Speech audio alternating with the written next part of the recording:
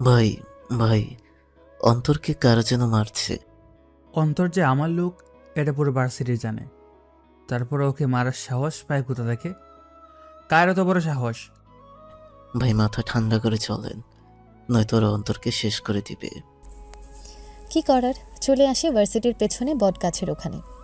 আকাশের সাথে ছিল আরও 5-6 জন ছেলে। এক একজনের হাতে হকি স্টিক, শুধু আকাশের কাছে পিস্তল থাকে, তাও লুকোনো। বটগাছের নিচে এসে উপর একটা গুলি করে, এতে মারামারি থেমে যায়। এই তোরা কারা? আগে তো কখনো তোদের এই ভার্সিটিতে দেখিনি। তুই কে আগে সেটা বল। যাক, তুই তাহলে আমাকে চিনিস না। আচ্ছা শোন, তোরা 2জন অন্তরকে হসপিটালে নিয়ে যা, আর ডক্টরকে বলবি আরও 5 জন আসতেছে, বেড যেন রেডি দেখে। তুই কি জানিস আমি কে? তোর পরিচয়টা দে। আমি মন্ত্রী, আফজালের ছেলে। তুই সে ভাঙাচোরা মন্ত্রী ছেলে? কথাটা শুনে আশেপাশে থাকা ছেলেগুলো হেসে দেয়। তোর সাহস হয় কি করে আমার বাবাকে নিয়ে এসব কথা বলার? তোর তো কপাল ভালো মন্ত্রীর ছেলে হয়ে, নয়তো এতক্ষণে। এতক্ষণ কি করতি তুই বল? আমার বাবা মন্ত্রী, আমার শরীরে যদি ট্রার্সও পড়ে তুই মাটির নিচে এসেও রেহাই পাবি না। কি বলিস? আমি তো ভয় পেয়ে গেলাম। সবে তো মাত্র শুরু। শেষটা আমি করব। আগে বল, আমার লোককে কেন মারলি? সে কৈফত কি তোকে দিতে হবে? তুই যদি সত্যিটা না বলিস, আমি তো কোনো না কোনোভাবে জানতে পারবো। তোর লোকেরা রাস্তায় আমাকে অনেক গালাগালি করছিল, বলেছিল আমি নাকি ওদের কিছুই করতে পারবো না। ভাই, এর দোষ ছিল। ওই তুই তো ওই দিন সাথেই ছিলি, অল্পের জন্য বেঁচে গেলি। তবে এখন যখন তোকে পেয়েছি তখন তো তোকে কোনোভাবে ছাড় দিব না। দেখেছেন ভাই, আপনার সামনে কি বলতেছে? তোর মুখ থেকে সব পরে শুনবো। আগে এদের 5 জনের একটু খাতির যত্ন করি। ভাই, চা বিস্কুট আনবো? ওদের পেটের খাতির পরে করা যাবে, আগে উপরের খাতিরটা করি। ভাই, ও তো মন্ত্রীর ছেলে। এসব মন্ত্রী গুনার সময় আমার নেই। তাহলে কি ওদের মারবো? শুরু কর। ওই ভালো হবে না বলে দিলাম। তোর সাথে যে ভালো হবে না সেটা আমি জানি। আমার বাবা কিন্তু তোদের শেষ করে দিবে। বুঝলাম না, আমার কি সময়ের দাম নেই নাকি? একটা সামান্য কাজে আমি কি দাঁড়িয়ে থাকবো নাকি এতক্ষণ ধরে? বাবু আর বাকিরা মিলে হিরণ আর ওর লোকদের মারতে থাকে এক এক করে। ওদের হাত পা ভালো করে পেটানোর পরে তাক, অনেক মেরেছিস, এবার ওদের হসপিটালে নিয়ে যায়। ঠিক আছে, আমি ওদের দিয়ে পাঠিয়ে দিচ্ছি। কিছু ছেলে দিয়ে পাঠিয়ে দেয়। তখন আকাশ বাবুকে কারণ জিজ্ঞেস করে, তখন বাবু বলতে থাকে। গতকাল আমি আর অন্তর বাইকে করে ফিরছিলাম, তখন রাস্তার মধ্যে এই ছেলেটা কয়েকটা মেয়েকে গাড়িতে ওঠাতে চেয়েছিল, তাই আমরা ওদের কাছে যাই। আর তখনই ওই তোরা কে? আমরা মানুষ, কিন্তু তোর আচরণে তো পশুর থেকেও খারাপ মনে হচ্ছে। তোরা জানিস না আমি কে? তুই কে তা জেনে আমার কোনো কাজ নেই। ওই মেয়েকে ছেড়ে দে, যদি না ছাড়ি? তাহলে তোর মুখে থোবড়া পাল্টে দিব। হিরণ অন্তরকে মারতে আসে, তখন বাবু বাধা দেয়। এক প্রকার ওরা হিরণকে কিছু থাপ্পড়ও দেয়। এতে হিরণ রেগে ওখান থেকে চলে যায়। তারপর তোরা তো ভালো কাজ করেছিস। কিন্তু ও যদি মন্ত্রীর ছেলে হয় সত্যি সত্যি, তাহলে তো আমাদের জন্যই অনেক বড় বিপদ ডেকে নিয়ে আসবে। তুই কি ওদের ভয় পাচ্ছিস? মন্ত্রীর ছেলে তো, সেজন্য পাচ্ছি। আমি তো আছি। এখন চল, প্রিন্সিপাল স্যার কেন জানি ডেকেছে আমাকে, তাই কথা বলে আসি। আচ্ছা ভাই, চলেন। কিছুক্ষণ পরে প্রিন্সিপাল স্যারের রুমে আসে, এসে কথা বলতে থাকে। আচ্ছা আকাশ, তুমি যে সারাক্ষণ মারামারি করো, এতে তো ভার্সিটির পরিবেশ নষ্ট হচ্ছে। কথাটা কি আমাকে বলছেন? তুমি ছাড়া তো কেউ আর নেই এই রুমে। তাহলে এত সাহস নিয়ে কথাটা আমাকে বলছেন কি করে? আকাশ, তুমি কিন্তু ভুলে যেও না কার সাথে তুমি কথা বলতেছো। আপনিও বলে যাবেন না আমি কে। ধুর, যাইনি বলেই তুমি এতগুলো বছর ধরে এই সব করে যাচ্ছ। তাহলে আপনি আপনার জায়গায় থাকুন, আমি আমার জায়গায় থাকি। কেন আমাকে বাধা দিয়ে নিজের জীবনের 12টা বাজাতে চাইছেন? তোমার ভয়ে অনেক ছেলে মেয়ে ভার্সিটিতে আসতে চায় না। আমি তো বিনা কারণে কাউকে মারি না। তাও সবাই তো একটু আধটু ভয় থাকে তোমার কারণে। আচ্ছা, অনেক কথা বলেছি। যদি আপনার কাছে কোনো মন্ত্রীর কল আসে তাহলে বলবেন আপনি কিছু জানেন না। মন্ত্রীর কল কেন আসবে? কারণ আমি 20 মিনিট আগে মন্ত্রীর ছেলেকে মেরেছি। কথাটা বলে উঠে আসে। প্রিন্সিপাল স্যারও মাথায় হাত দিয়ে বসে আছে, কেননা উনি চাইলেও আকাশকে ভার্সিটি থেকে বের করতে পারছে না, কারণ উনার এতে প্রাণ যাবে সেই জন্য। কিছুক্ষণ পরে আমার ছেলে কোথায়? স্যার, শুনেছি উনি আজকে ভার্সিটিতে যাবে। ও তো পড়াশোনাই করে না ঠিক মতো, তাহলে ভার্সিটিতে কি করবে? কোন ছেলেকে মারতে যাবে? এটা তো ওর নতুন নতুন কাজ, সব জায়গায় ঝামেলা করা ওর এক প্রকার নেশা। একটা খারাপ খবর আছে। যাদের মেরেছে ওদের মধ্যে কেউ কি মারা গিয়েছে? ওরা তো কেউ মারা যায়নি, তবে হিরণ স্যার আর ওনার বন্ধুদের কারা যেন মেরে আবার হসপিটালে ভর্তি করিয়ে দিয়েছে।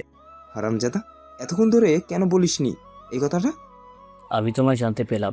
তাড়াতাড়ি করে গাড়ি বের করতে বল। কার এত বড় সাহস হলো আমার ছেলেকে মারা? কিছুক্ষণের ভেতরে আফজাল হসপিটালে আসে।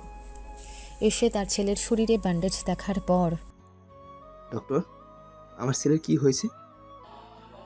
ওনাকে অনেক মেরেছে, শক্ত কিছু দিয়ে। ভয়ের কোনো কারণ নেই তো? ভয়ের কারণ নেই। আমার ছেলের কতদিন লাগবে সুস্থ হতে? এই তো 3 মাসের মতো। তুই না বললি ভয়ের কোনো কারণ নেই? তাহলে এখন 3 মাস আসলো কোথা থেকে? দেখুন, ওনাকে যেভাবে মেরেছে হাত পা জয়েন্ট থেকে খুলে গেছে, সেগুলো ঠিক হতে সময় তো লাগবে। কোনো কথা না বলে উনি হসপিটালের বাহিরে আসে। নিজের ছেলের এরকম অবস্থা দেখবে তা উনি ভাবতেও পারেনি। আমার ছেলের এই অবস্থা যে করেছে সে ছেলেকে আমি আমার সামনে দেখতে চাই। কিন্তু স্যার, সে ছেলেকে পাবো কোথায়? আমরা না গিয়ে সরাসরিভাবে পুলিশ পাঠিয়ে দিন। পুলিশকে জানাই আর সে খবরটা পুরো মিডিয়ায় ছড়িয়ে পড়বে। সবাই বলাবলি করবে মন্ত্রীর ছেলেকে একটা সাধারণ ছেলে মেরেছে। পাবলিকের সামনে আমার প্রেস্টিজ তো পাঞ্চার হয়ে যাবে। সেজন্য তোরাই যা ওই ভার্সিটিতে, ওই ছেলেকে খুঁজে বের কর। বস, কালকে যাই। এতক্ষণে তো ছেলেটা হয়তো ভার্সিটি থেকে চলে গেছে। কালকে গিয়ে সরাসরি ধরবো। আমার ছেলে তো 3 মাস হসপিটাল থাকবে, আর ওই ছেলে বছর ধরে হসপিটাল রাখার ব্যবস্থা করব। জি বস, তাই হবে। বিকেলের পরে বাসায় ফিরে আসে আকাশ। যদিও ওর বাসায় ও ছাড়া আর কেউ নেই। কেন নেই সেটাও আপনারা পরে জানতে পারবেন, কেননা গল্প তো মাত্র শুরু হলো। কিছুক্ষণ পরে ভাই একটা খারাপ খবর আছে। কি খারাপ খবর বল? মন্ত্রীর লোকেরা আপনার খোঁজ করতেছে। তো কি হয়েছে? মন্ত্রী তো আপনাকে ছেড়ে দিবে না। এইসব মন্ত্রী গোনার সময় আমার নেই, তবে তোরা সাবধানে থাকিস। ঠিক আছে ভাই। এখন হয়তো অনেকে বলবেন আকাশের পরিবার কোথায়। ওর পরিবার আছে, তবে গ্রামে, আর ওকে গ্রাম থেকে বের করে দেওয়া হয়েছিল একটা মিথ্যে অপবাদ দিয়ে। সে থেকে ও আর গ্রামে যায়নি, নাই ওর বাবা মার সাথে আর কোনো যোগাযোগ রেখেছে। সকালবেলায় মন্ত্রীর লোকেরা এসে ভার্সিটিতে সবাইকে এক এক করে জিজ্ঞেস করতে থাকে। ওই, কালকে এখানে কি হয়েছিল?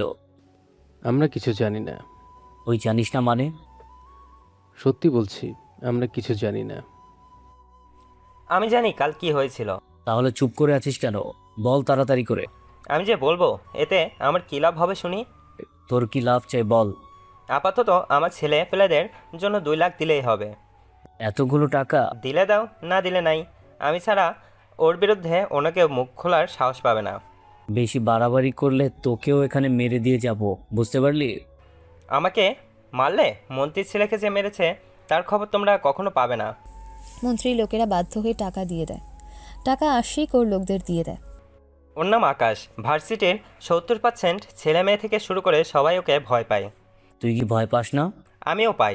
আমার মতো ছোটোখাটো গ্যাং যারা চালায় তারাও ভয় পায়, কিন্তু আমাদের দল ছোট হওয়ার কারণে কিছু করতে পারছি না। ওর কোনো ছবি আছে? এটা ওর ছবি? লোকটার পেছনে থাকা একটা বড় ব্যানারের দিকে ওদের ইশারা করে, যেখানে আকাশের ছবি ছিল। তুই শিওর তো এটাই ওই ছেলে? 100% শিওর। ওর জন্য ভার্সিটিতে আমরা কোনো কিছু করতে পারি না। প্রতিটা কাজে ও বাধা দেয় আমাদের। তাহলে তোরা ওকে মেরে কেন ফেলছিস না? ওদের যে মারবো সেটা তো সম্ভব হচ্ছে না, কেননা ওদের ভয়ে আমরা ওর ধারে কাছে ও যেতে পারি না।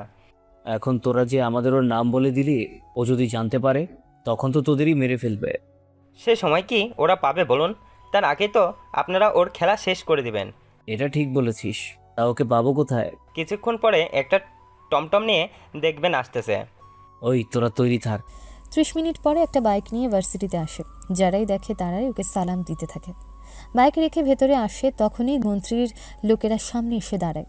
ওই চলো যাবে তোর সাথে। তোরা নিশ্চয়ই মন্ত্রীর লোক। তুই দেখি 1 সেকেন্ডই বুঝে গেলি। না বোঝার তো কিছু নেই। এই ভার্সিটিতে আমার মুখের উপরে কথা বলবে এতটা সাহস করা হয়নি। ও তা যা বলেছিস, এখন চল আমাদের সাথে। আমি কেন তোদের সাথে যাব? মন্ত্রীমশাই তোকে ডেকেছে। প্রয়োজন যখন ওনার, তখন ওনাকে এখানে আসতে বল। তোর সাহস তো কম না, তুই মন্ত্রীমশাইকে এখানে আসতে বলেছিস রেগে। কথাটা শেষ করে ততক্ষণ একটা ঘুষি লোকটাকে মারে। এতে দাঁত ভেঙে মুখ দিয়ে রক্ত পড়তে থাকে। বাকিরা তা দেখে কয়েকটা পা পিছনে ফেলে। একটা কথা কি তোদের কানে যায় না? তোদের মন্ত্রীকে এখানে আসতে বল। যদিও এখানে আসতে ভয় পায়, তাহলে ওকে বল আমি ওর অফিসে যাচ্ছি। লোকগুলো এরকম পরিস্থিতি দেখে ভয় পায়, তাই কথা না বাড়িয়ে আকাশই মন্ত্রীর অফিসের দিকে যেতে থাকে। রাস্তার মধ্যে ট্রাফিক সিগন্যাল, সেজন্য ওখানেই দাঁড়ায়। তখন সামনেই দেখতে পায় একটা মেয়ে কয়েকটা ছেলেকে রাস্তার মধ্যে ইচ্ছে মতন পিটাতে থাকে, যা দেখে আকাশের অনেক ভালো লাগলো। তবে মেয়েটাকে দেখে আকাশ তো ফিদা হয়ে যায়, সেজন্য কয়েকটা ছবি উঠিয়ে নেয় মেয়েটার। এই মেয়েটা কি গল্পের নায়িকা নাকি অন্য কেউ, তার সামনে জানতে পারবেন। 20 মিনিট পরে মন্ত্রীর অফিসে আসে। বস, আপনার সাথে একটা ছেলে দেখা করতে এসেছে। আমি এখন ব্যস্ত আছি, পরে আসতে বলো। লোকটা বের হয়ে আকাশকে তা জানায়। সবটা শুনে ওনাকে বলুন আমি ওনার ছেলেকে মেরেছি, সেজন্য এসেছি দেখা করতে। লোকটা দেরি না করে আফজালকে জানায়। সবটা শুনে ওর এত বড় সাহস, সরাসরি আমার সাথে দেখা করার জন্য চলে এসেছে। ওকে ভিতরে নিয়ে আয়, আর তোমরা কিছুক্ষণের জন্য বাইরে যাও। রুমের ভেতরে থাকা বাকিরা বাহিরে যায়। আকাশ তখন ভেতরে আসে, তবে ওর মুখে চিন্তার ভয়ের কোনো ছাপই মন্ত্রী দেখতে পারছে না। তুই আমার ছেলেকে মেরেছিস? ওই অভদ্র ছেলেটা যদি তোরই হয় তাহলে ওকেই মেরেছে। আমি একজন মন্ত্রী, তো সাহস হয় কি করে আমার সাথে এভাবে কথা বলার? আমি এভাবেই কথা বলি, যার পছন্দ হয় না তাকেও মারি, যার পছন্দ হয় তাকে ছেড়ে দিই। তুই জানিস না আমি কে?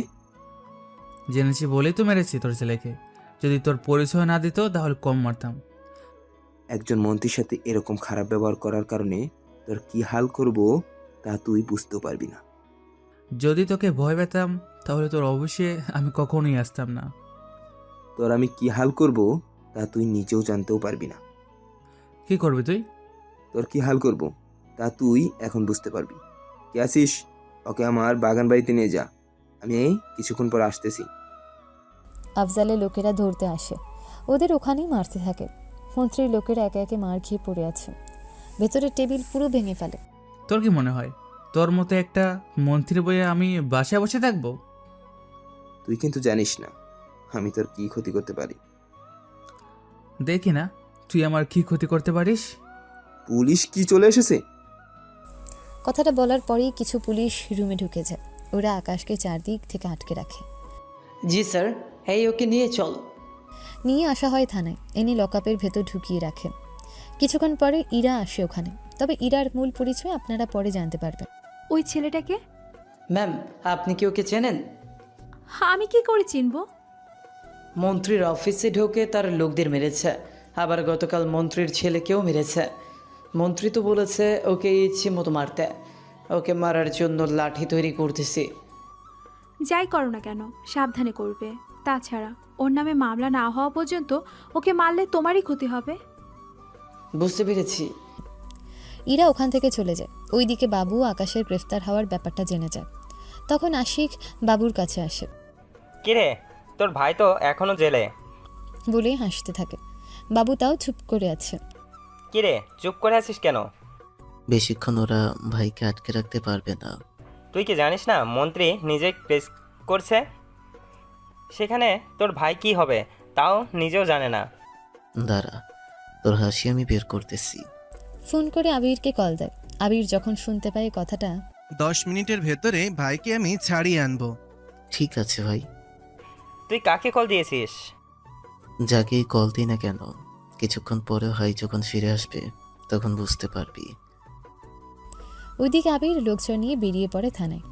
আবিরকে দেখে, আরে আবির ভাই, আপনি এখানে কেন? থানায় কাকে এনেছিস তোরা? কই ভাই, আমরা তো কাউকে আনিনি।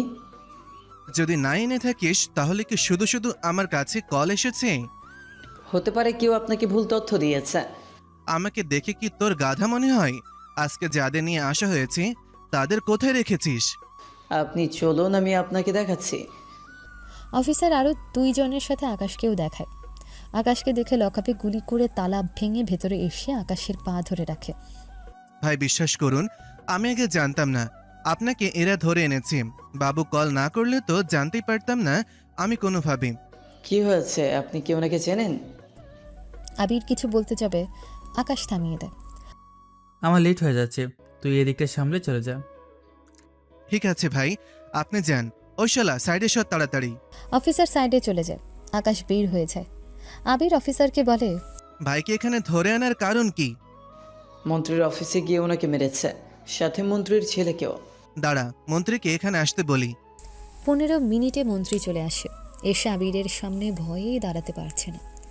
যতই মানুষ শক্তিশালী হোক না কেন, মৃত্যুর ভয় সবার মধ্যেই থাকে।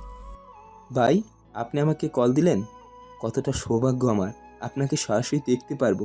আগে এটা বল, আকাশকে কেন পুলিশ ধরেছে? ওই তোরা বাইকে বলিসনি? জি স্যার, সবই বলেছি আমি। সবই তো শুনলেন। যদি আমি শুনি তুই আকাশের সাথে কোনো গ্যাঞ্জাম করেছিস, তাহলে তোর কি হাল করব তা তুই নিজেও ভাবতে পারবি না। তোর ছেলে তো জীবিত আছে। ডক্টর তো বলেছে 3 মাস লাগবে সময়। তোদের বাবা ছেলে আর তোর কোনো লোককে যদি আকাশের আশেপাশে দেখি, তাহলে তোকে আর তোর ছেলেকে সোজা ওপরে টিকিট কেটে দেব। কথাটা তুই মাথায় রাখবি। ভাই সত্যি আমি জানতাম না ওই ছেলে আপনার আত্মীয় বা বন্ধু হয়। যদি জানতাম আমি তাহলে কখনোই এরকম করতাম না। কথাটা মনে থাকে যেন। থানা থেকে বের হয়ে আসে।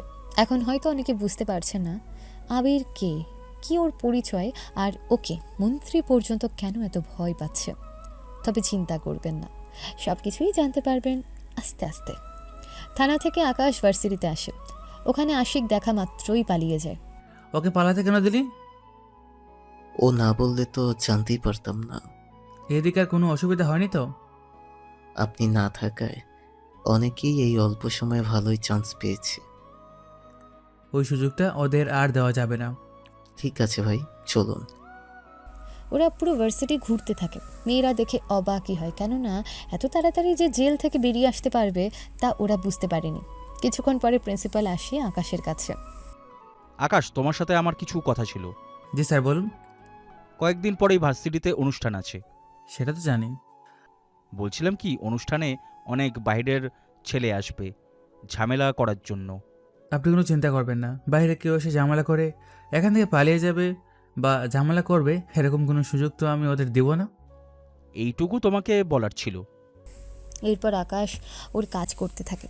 কিভাবে কি করবে না করবে এই সব কিছু ভাবতে থাকে।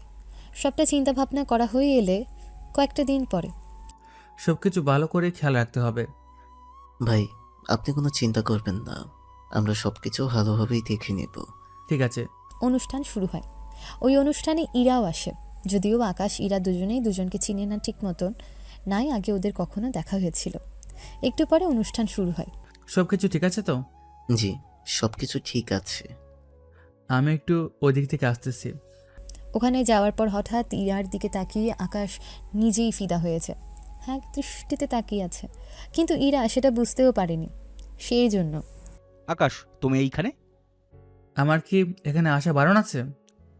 বারণ আছে তা বলিনি, তুমি তো কখনো এইরকম অনুষ্ঠানে আসো না। আচ্ছা স্যার, ওই মেয়েটাকে? কোন মেয়ের কথা বলছো? কালো শাড়ি পরা মেয়েটা? আমি তো চিনি না। তাহলে ওকে কে চিনবে? ঠিক জানি না, হয়তো কারোর সাথে এসেছে। হতেও পারে। আচ্ছা স্যার, আপনি যান। স্যার তো চলে যায়। কিছুক্ষণের ভেতরে অনেকগুলি ছবি ইরার তুলে নেয়। অনুষ্ঠান চলতে থাকে। তখন বাবুর কল আসে। বল, কি হয়েছে? একটু গেটের সামনে আসবেন। কিছু কি হয়েছে? কিছু ছেলে ঢুকতে চাইছে, বারণ করেছি, তাতেও কাজ হচ্ছে না। ঠিক আছে, আসতেছি। গেটের সামনে আসে। ওই ছেলেগুলোর মধ্যে কাউকেই তেমন একটা চেনে না। সেজন্য তোমরা কারা? আমরা কে তা জেনে তোর কি কাজ? তোদের সাহস কি করে হয় ভাইয়ের সাথে এভাবে কথা বলার? এরকম জেদ আমাদের দেখাবি না। এইসব জেদ আমাদের কোনোভাবে ভয় দেখাতে পারবে না। ও তাই নাকি? তা তোদের পরিচয়ে? আমার বড় ভাই পুলিশের এসপি, ওর ভাই আর্মি। বাহ, তোমাদের পরিচয় তো দেখি অনেক বড় বড়। এখন সত্যি করে বলো তো, তোরা এখানে কেন এসেছিস? ভার্সিটিতে আজকে অনুষ্ঠান, অনেক সুন্দরী রমণী আসছে, তাদের সাথে ফ্লার্টিং করব, অফার করব। তোদের তো দেখি কোনো কিছুই ঠিক নেই। তোরা এখন যেতে দিবি নাকি আমাদের ভাইদের কল দিব? বাবু ওদের ওই দিক দিয়ে নিয়ে যা, আর যা যা ওরা করতে চেয়েছে ওদের সাথে সেটাই কর। শর্ট প্যান্ট ছাড়া বাকি সব কিছু খুলে জ্বালিয়ে দে। ওই তোর সাহস তো কম না, আমাদের পরিচয় জানার পরেও তুই। বাবু সময় যাচ্ছে, তাড়াতাড়ি কর। বাবু আরও কিছু লোক নিয়ে ওদের সব কিছু খুলে রেখে দেয়। ওরা তো ওখান থেকে কোনো মতে ভেগে চলে যায়। কাজ শেষে ইরার কাছে বসে, বারবার ইরার দিকে তাকাচ্ছে, যা ও নিজেই খেয়াল করে। শুধু কি তাকিয়ে থাকবেন? যদি বলার সুযোগ দেন তাহলে তো কথা বলতেই পারি। জানি তো কি বলবেন। আচ্ছা বলেন তো তাহলে, দেখি মিলে কিনা। বলবেন আমাকে ভালোবাসেন, আমাকে নিয়ে ঘুরতে চান, আমার কণ্ঠ অনেক সুন্দর, তাই তো? আমি আপনাকে ভালোবাসি না, তবে আপনার চোখ দুটো অনেক মায়াবী, কণ্ঠের কিন্তু জবাব নেই। আমাকে কি তোর পছন্দ না? এইরকম মেয়ে আমি কেন, অন্য কেউ বিয়ে করবে না। তাহলে আমার দিকে এভাবে তাকিয়েছিলি কেন? আর পাশে এসে বসেছিলি কেন? কপালে যদি ছোট্ট একটা টিপ দেওয়া যেত তাহলে অনেক বেশি সুন্দর লাগতো। পাশে এসে বসেছি এই কথাটা বলার জন্য। হুট করে যদি বলতাম তাহলে তো আমার কথার গুরুত্ব দিতেন না। তোর কি মনে হয় এখন সে গুরুত্ব দিব? হুম। যা বলার বলেছি, এবার মানবেন কি মানবেন না সেটা একান্তই আপনার ইচ্ছা। বলেই চলে আসে। এরপর আকাশ আর ইরার সামনেও যায়নি। ইরা অনেকবার আকাশকে খোঁজার জন্য ওঠে, কিন্তু পাচ্ছে না। অনুষ্ঠান শেষে ইরা বাসায় যাচ্ছিল। কিছু দূর আসার পরে গাড়ি স্টার্ট নিচ্ছে না। এটা আবার কি হলো? কাউকে কল যে দিতে যাবে তখনই মোবাইল চার্জ শেষ হয়ে বন্ধ হয়ে যায়। সেজন্য কি করবে ভেবে পাচ্ছে না। সেজন্য গাড়ি থেকে নেমে কারো সাহায্য নেওয়ার জন্য গাড়ির পাশে এসে দাঁড়ায়। তখন আকাশ আসে বাইক নিয়ে। হে কি তুই? কেন, অন্য কারো অপেক্ষা করছেন? মোটেও না। তাই এত রাতে গাড়ি থেকে নেমে বাইরে দাঁড়িয়ে আছেন কেন? গাড়ি হঠাৎ বন্ধ হয়ে গেছে। তাহলে এখন সাহায্য লাগবে তাই তো? সেরকমই কিছু। আমি এসে দেখবো কি? দেখতে পারেন। ইরার গাড়ি দেখতে থাকে, কিন্তু কীভাবে কি করবে সেটাই ও বুঝে পারছে না। সেজন্য আর কিছু করে না। এটা আমার দ্বারা হবে না। জানি তো। কিভাবে জানেন? এই যে বিভিন্ন সিনেমায় দেখি নায়িকা এরকম বিপদে পড়লে কেউ এসে এভাবে সাহায্য নেওয়ার নাম করে তার সাথে ভাব জমাতে বসে। বাহ, সিনেমা তো তাহলে ভালোই দেখেন। অবশ্যই দেখি, তবে আর যাই করে না কেন আমাকে পটানো এত সহজ না। গাড়িতে উঠুন। গাড়িতে কেন উঠবো? হুম। তাহলে কি হেঁটে হেঁটে বাসায় যাবেন? হেঁটে তো যাব না, আবার গাড়ি তো চলছে না, তাহলে যাব কিভাবে? গাড়ি ঠিক হয়েছে। কি বলেন, সত্যি ঠিক হয়েছে? জি ঠিক হয়েছে। আজ থেকে এই বাংলা সিনেমা কম দেখবেন। আর হ্যাঁ, কপালে অবশ্যই ছোট্ট একটা কালো টিপ পরবেন, দেখতে সুন্দর লাগবে অনেক বেশি। বলেই চলে যায়। ইরা গাড়ি চালিয়ে ওর বাসায় ফিরে আসে। যখন আয়নার সামনে দাঁড়ায় তখন কপালে ছোট্ট একটা টিপ দেয়। সত্যি তো, কপালে টিপ দিলে তো আমাকে সত্যি অনেক সুন্দর দেখায়, কিন্তু এই কথাটা আমাকে এতগুলো বছর ধরে কেউ বলেনি কেন? এগুলো ভাবতে থাকে। ওইদিকে আকাশ ওর বাসায় এসেই ঘুমিয়ে পড়ে। তখনই ওর মোবাইলটা কল আসে। মোবাইল নাম্বার দেখে আকাশের হাত কাঁপতে শুরু করে, কেননা নাম্বারটা ছিল ওর বাবার। তাই কল রিসিভ করে। আসসালামু আলাইকুম বাবা। ওয়ালাইকুম আসসালাম। 10 বছর পরে তুমি আমাকে কল দিয়েছো, আমার তো বিশ্বাসই হচ্ছে না। তোকে কল দিয়েছি যে কারণে। হ্যাঁ বাবা বলো। তোর ছোট বোনের বিয়ে, আর ও চেয়েছে তুই যেন ওর বিয়েতে থাকিস, সেজন্যই তোকে কল দেওয়া। আমার ছোট্ট বোনটার বিয়ে? আমি অবশ্যই আসবো। 15 দিন পরে আসলেও হবে, বিয়ে এখনও 20 দিন বাকি আছে।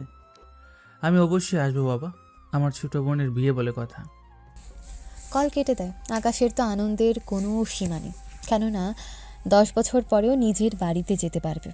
পরের দিন ভার্সিটিতে তোদের একটা কথা বলার জন্য ডেকেছি। জি ভাই বলেন। আগে আবির আসুক, তারপর বলতেছি। কিছু সময় ভেতরে আবির চলে আসে। ভাই, এত জরুরি তলব? আমার ছোট বোনের বিয়ে। আপনার পরিবার আছে, আমাদের তো আগে বলেননি। তোমাদের বলেছিলাম না আমার একটা অতিথি আছে? সেটা তো আগে বলেছিলেন, কিন্তু এরপর তো আর কিছুই বলেন নাই। সে অতিথি আমার পরিবার আছে, আর আমি 12 দিন পরেই গ্রামে যাব। তোরাও আমার সাথে যাবে। ভাই, আমাদের যাওয়াটা ঠিক হবে না। তোরা আসলে সমস্যা কি? দেখেন ভাই, একে তো আপনার বাবা অনেক রাগী, আপনাকে বিয়েতে ডেকেছেন, সেজন্য আপনি একা যান। এখন যদি আমরাও আসি তাহলে আপনাকে অনেক কথা শোনাবে।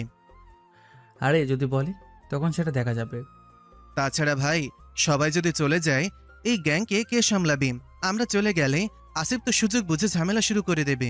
কিন্তু আমি একা কিভাবে কাটাবো এতগুলো দিন? এটা অবশ্য ভালো হবে, তাহলে বাবা জিজ্ঞেস করলে বরপক্ষ বলে চালিয়ে দেওয়া যাবে। সত্যি ভাই, আপনার মাথায় অনেক বুদ্ধি। আচ্ছা, নির্বাচনের কি খবর? কয়েকটা দিন পরেই। তুই কিন্তু আগের মতো দাঁড়াবি। ভাই, আপনি থাকতে আমি কেন?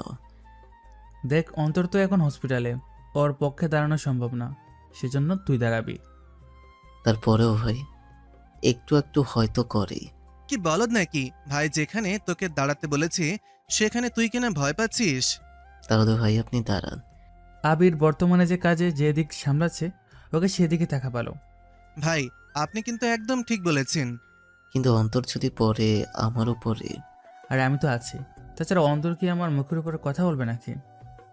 তা বলবে না জানি। আচ্ছা আবির, তোকে একটা কাজ দেই। জি ভাই বলেন, কি কাজ? এই ছবিতে থাকা মেয়েটির সব তথ্য আমার লাগবে। তথ্য বের করে কি মেরে ফেলবো? ও তোদের বাবি হবে। কি বলেন ভাই? আপনি তাহলে এত বছর পরে কাউকে খুঁজে পেয়েছেন? হ্যাঁ, তাহলে যে যার কাজে লেগে পড়। ঠিক আছে ভাই। ওই দিন সন্ধ্যের সময় ইরার বাসায় ওর বান্ধবী ঈশিতা আসে। ঈশিতা, তুই হঠাৎ আমার বাসায়? আমি কি আসতে পারি না? অবশ্যই পারিস, কিন্তু তুই তো আগের মতো এখন আর আসিস না। এসেছি আঙ্কেল আন্টির কাছে। বাবা মার সাথে তোর কি কাজ? বিয়ের ব্যাপারে কথা বলতে এসেছি। আমার কোনো ভাই নেই যে তুই তাকে বিয়ে করবি। তাহলে কি তুই আমার বিয়ের কথা? দাঁড়া, তোর একদিন কি আমার যতদিন লাগে। আরে আমি কি করলাম? তোর সাহস তো কম না, তুই আমার বিয়ের কথা বলার জন্য আমার বাড়িতে এসেছিস? আরে গাধি, আমার ভাইয়ের বিয়ে ঠিক হয়েছে, সেই জন্য আমাকে কয়েকটা দিন পরে গ্রামে যেতে হবে। সেই জন্য এসেছে আঙ্কেল আন্টিকে বলতে, যেন তোকে আমার সাথে আসতে দেয়। ও, এই কথা, তা আগে বলবি না? বলা সুযোগ তুই দিলি কোথায়? আচ্ছা যা, তাহলে বাবা মার সাথে কথা বল। ঈশিতা ইরার বাবা মার সাথে কথা বলে রাজি করায়, তারপর চলে আসে। ওইদিকে পরের দিন ভার্সিটি নির্বাচনের প্রচারণা শুরু হয়, আর 10 দিন পরেই ভোট। আর সেই ভোটের কাজ শেষ করেই আকাশ গ্রামে যাবে। আজকে থেকে প্রচারণা শুরু কর। ওই আশিক কিন্তু অনেক বাড়াবাড়ি করতেছে। ওর ব্যবস্থা ভোটের পরেই নেব। ওর সাথে এখন কোনো ঝামেলা করা যাবে না। ও তো এসে ঝামেলা করবে। ও জানে কখনো জিতবে না, তাও ঝামেলা করবে। তবে করুক, দেখি কতটুকু কি করতে পারে। ঠিক আছে ভাই। তবে একটা কথা কিন্তু মাথায় রাখবে, একা একা কোথাও যাবিও না। চিন্তা করবেন না ভাই, সবসময় আমার সাথে 10 থেকে 15 জন লোক রেখে দিই। ভালো করেছিস। আমি যাওয়ার সময় অন্তরের সাথে দেখা করে যাব। ভাই চলেন, আমিও যাব। আজকে মার্কা দেবে, তোর এখানে থাকতে হবে। আমি বরং যাই। বের হয়ে হসপিটালে আসে অন্তরের সাথে দেখা করতে। ভাই, আপনি এসেছেন? এখন শরীরের কি অবস্থা বলো? পুরোপুরি ঠিক হতে 1 মাসের মতো সময় লাগবে, তার উপর নির্বাচন। এবার কিভাবে কি হবে? চিন্তা নেই, আমি এবার বাবুকে দাঁড় করে দিয়েছি। তাহলে তো ভালোই হলো। তোমার কোনো অসুবিধা হচ্ছে না তো? না ভাই, আমার কোনো অসুবিধা হচ্ছে না। আচ্ছা চলি আমি তাহলে। চলে আসে ওখান থেকে। পরের দিন বাবু এসে দেখা করে যায় অন্তরের সাথে। ওই দিন থেকে ভার্সিটিতে ওদের প্রচারণা শুরু হয়। দেখতে দেখতে 5 দিন শেষ। আমরা তো হেরে যাব। আমরা জিতলাম কখন বলেন তো? ওই আকাশের জন্য কিছুই করতে পারছি না। কি করব? ওই শালা মন্ত্রীকে পর্যন্ত ভয় পায় না, সেখানে আমরা তো থাক আর নাই বলি। তা আমরা আনুমানিক কত ভোট পেতে পারি? এই তো ভাই, 1000 তো পাবই। তাহলে ওরা কত ভোট পাবে? ওরা তো 7 থেকে 8 হাজার পাবে।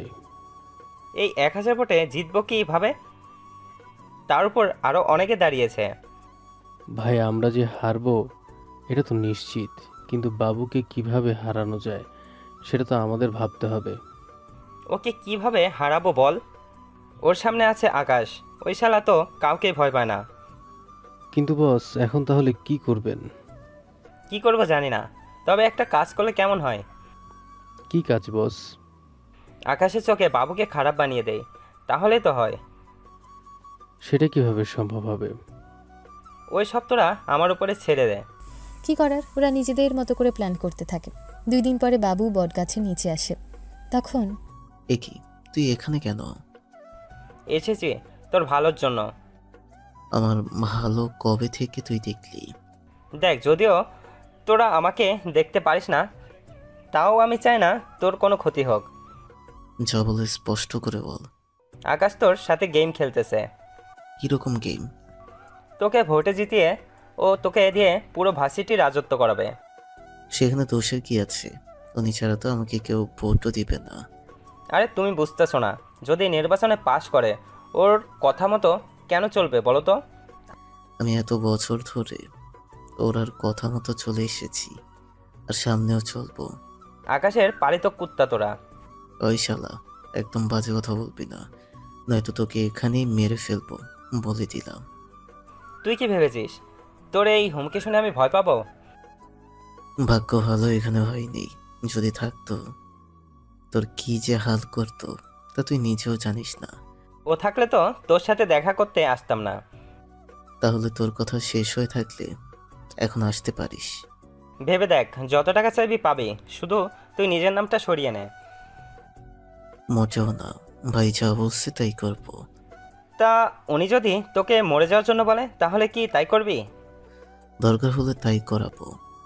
দেখ, আমি তোকে ভালোর ভালো বলছি, আমার পথ থেকে সরে দাঁড়া, নয়তো এর পরিণাম মোটেও ভালো হবে না।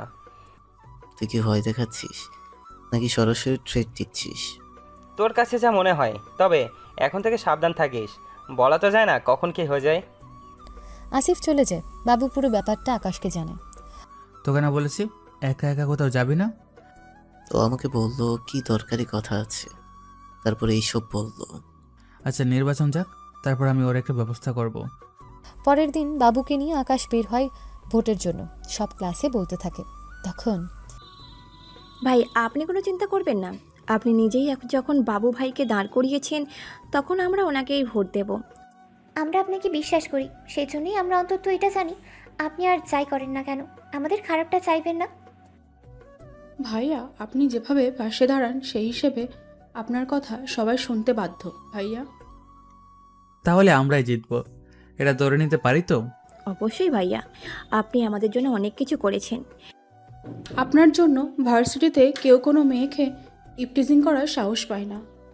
আমরা এটাও আশা করি আপনি আমাদের পাশেই থাকবেন, ভার্সিটিতে কোনো ইফটিজার থাকবে না। এখন সুন্দরভাবে আমরা চলাফেরা করতে পারছি, তাও নির্ভয়ে। আমরা চাই আপনার লোকই আবার ক্ষমতায় আসুক। এরপর পুরো রুমের সবাই একসাথে স্লোগান দিতে থাকে। তারপর বাকি কাজও শেষ হয়। ওইদিকে ইরাকে আবারও ভার্সিটিতে দেখে আকাশ পুরোপুরি অবাক হয়, তবে কথা বলার মতন সময়ই পায়নি। ঈশিতা, উনি কে? উনি বলতে কার কথা বলছিস? যার গলায় ফুলের মালা ছিল? উনি তো আকাশ ভাই, কয়েকটা দিন পরেই তো নির্বাচন, সেই জন্য নির্বাচনের প্রচারণা করছে। উনি কি নির্বাচনে দাঁড়িয়েছে? উনি কেন দাঁড়াবে? ওনার পাশে সাদা রঙের একটা পাঞ্জাবি পরা ছেলে ছিল, ও দাঁড়িয়েছে। তাহলে মালা ওর গলায় না থেকে ওনার গলায় কেন? দেখ, আকাশ ভাই এই ভার্সিটি পুরোটা নিয়ন্ত্রণ করে, ওনার কথাই এখানে শেষ কথা। উনি যাকে দাঁড় করায় সেই বিজয়ী হয়। ছেলেটা কেমন বলতো? আকাশ ভাই তো অনেক ভালো, ওনার জন্য মেয়েরা নিরাপদে চলাচল করতে পারছে, ভার্সিটিতে কোনো মারামারিও হয় না। তা তুই এইসব কেন জানতে চেয়েছিস বলতো?